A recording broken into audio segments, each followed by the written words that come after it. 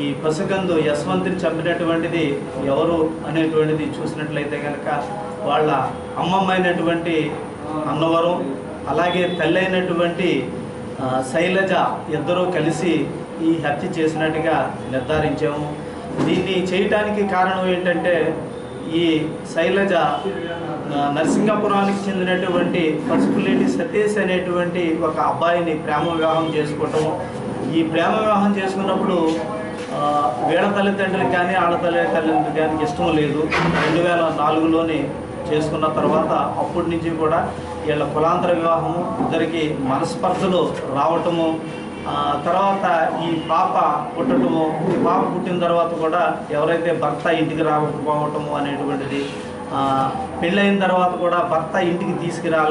తీసుకుని వెళ్ళలేదనేటువంటి ముద్దాయి అయినటువంటి శైలజ చెప్పటము, తర్వాత ఈ ముద్దాయి శైలజ తల్లి అన్నవరం కూడా నువ్వు ఈ పాపని మనిద్దరం కలిసి చంపేసినట్లయితే కనుక నీకు మళ్ళీ ఒక మ్యారేజ్ చేస్తావు అనేటువంటిది